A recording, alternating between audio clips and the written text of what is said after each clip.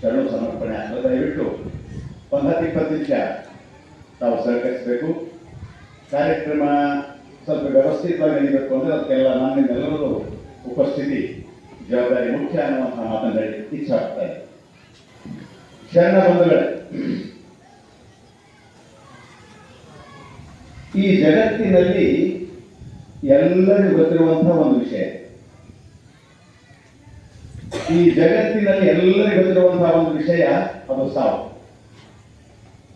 ಇನ್ನೊಂದು ಪ್ರಶ್ನೆ, ಜಗತ್ತಿನಲ್ಲಿ ಯಾರಿಗೂ ಗೊತ್ತಿಲ್ಲದ ಒಂದು ವಿಷಯ, ಜಗತ್ತಿನಲ್ಲಿ ಯಾರಿಗೂ ಗೊತ್ತಿಲ್ಲದ ಒಂದು ವಿಷಯ ಯಾವುದು ಅಂದ್ರೆ ಆ ಸಾವು ಎಂದು ಬರ್ತದೆ ಅನ್ನೋದು ಗೊತ್ತಿಲ್ಲ.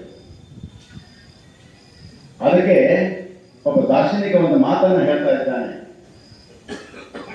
ಜೀವನ ಸುಂದರವಾದಂತಹ ಸುಳ್ಳು, ಸಾವು ಕಠೋರವಾದ ಸತ್ಯ. ಈ ಜಗತ್ತಿನಲ್ಲಿ ಎರಡು ಸತ್ಯಗಳಿವೆ, ಒಂದು ವ್ಯಾವಹಾರಿಕ ಸತ್ಯ, ಇನ್ನೊಂದು ವಾಸ್ತವಿಕ ಸತ್ಯ.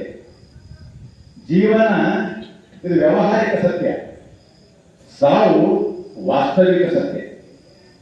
ಆ ಸಾವು ಅಥವಾ ನಿರ್ವೈಕ್ಯ ಒಂದು ಅವಸ್ಥೆಯನ್ನ ನಾವು ಪ್ರತಿಯೊಬ್ಬರು ಮುಕ್ತ ಕಂಠದಿಂದ ಅದನ್ನು ಸ್ವಾಗತಿಸಿಕೊಳ್ಳುವುದು ಇದು ನಿಜವಾದಂತಹ ಸತ್ಯ, ಇದು ಆಧ್ಯಾತ್ಮಿಕ ಸತ್ಯ ಅನ್ನುವಂತಹ ಮಾತನ್ನು ಹೇಳಲಿಕ್ಕೆ ಇಚ್ಛಾಪಟ್ಟೆ.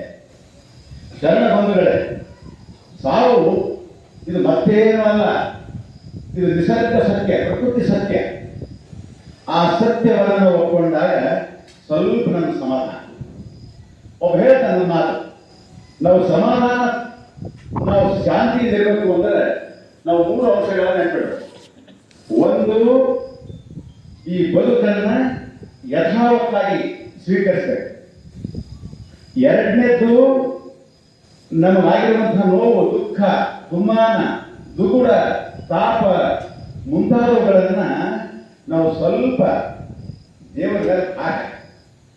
ಮೂರನೇದ್ದು, ಜೀವನ ಸುಖವಾಗಿರ್ಬೇಕು ಅಂದ್ರೆ ನಾವು ಕಾರ್ಯತತ್ಪರರಾಗಿರ್ಬೇಕು. ಈ 3 ಅಂಶಗಳನ್ನ ನಾನು ಇಟ್ಕೊಂಡು ಆ ಒಂದು ಹಿನ್ನೆಲೆಯಲ್ಲಿ ಇವತ್ತು ನಾನು ಕೊಟ್ಟಿರ್ತಕ್ಕಂತಹ ವಿಷಯ ವೀರಣ್ಣ ಕುಂಬಾರ್ ಅವರ ಬದುಕು.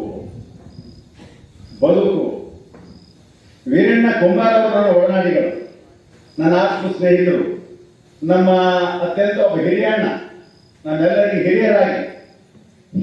ಹಿರಿಯರಾಗಿ ನಮ್ಮ ಸಲಹೆಗಾರರಾಗಿ, ನಮ್ಮ ಆಪ್ತ ಮಿತ್ರರಾಗಿ, ಬಂಧು ಬಾಂಧವರಾಗಿ ನಮಗೆಲ್ಲಕ್ಕೂ ತಿದ್ದಿ ತೀಡಿ ನಮ್ಮನ್ನು ಬುದ್ಧಿ ಹೇಳ್ತಕ್ಕಂಥ, ನಮ್ಮೆಲ್ಲ ಸರಿಯಾಗಿರ್ತಕ್ಕಂಥ ನಮ್ಮ ಒಬ್ಬ ಆಪ್ತ ಮಿತ್ರ ವೀರಣ್ಣ ಕುಂಬಾರ್.